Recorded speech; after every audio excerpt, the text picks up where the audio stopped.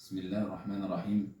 هتكلم في فيديو اليوم عن دور المحامي في تحقيقات النيابة العامة. طبعا الموضوع اللي هنتكلم فيه في غاية الأهمية. دور المحامي في تحقيقات النيابة العامة.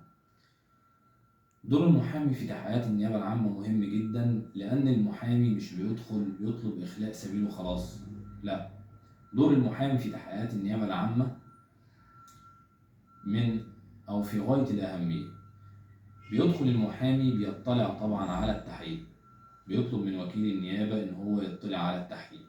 طيب ولو في ملحوظة لو في ملحوظة لاحظها المحامي، بيطلب من وكيل النيابة إثباتها.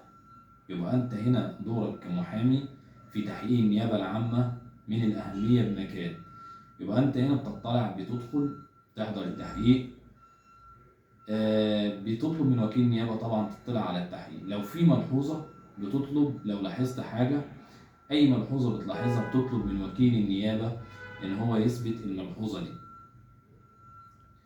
يبقى إذا دور المحامي هنا مش إنه يدخل تحقيقات النيابة بيطلب إخلاء سبيل المتهم كده وخلاص، لا. ده دور المحامي مهم جدا في تحقيقات النيابة العامة.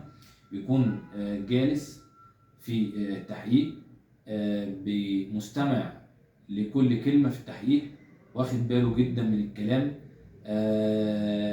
بيفكر طبعا، أو الكلام اللي بيسمعه في التحقيق على قد ما يقدر يحاول يدونه في ورقة، أو يثبت بعض الملحوظات في أجندة معاه، لأن ده طبعا ممكن يخدمه في القضية قدام.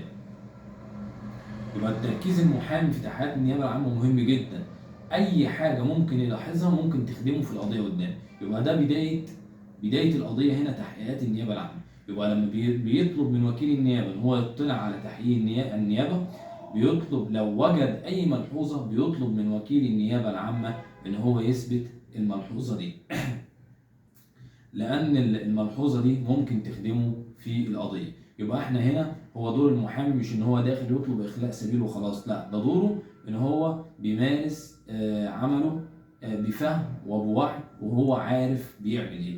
لان المحامي طبعا لو داخل بيحضر تحقيق النيابه العامه وهو مش فاهم هو بيعمل ايه، او هو بيحضر كده وخلاص، يبقى هنا ممكن يضيع حق المتهم بتاعه.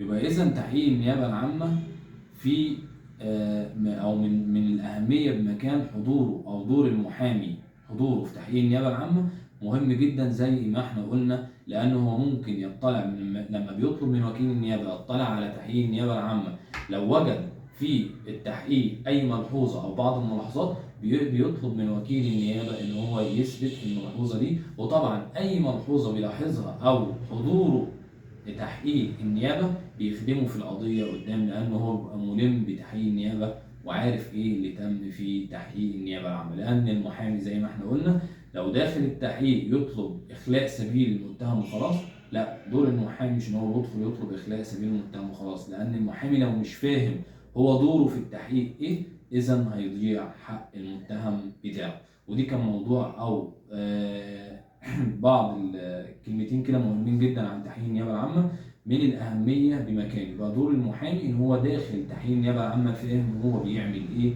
وفاهم كويس جدا حضوره كحضور مهم جدا في تحقيق النيابة العامة. شكرا، تحياتي لحضراتكم وشكرا لكم جميعا.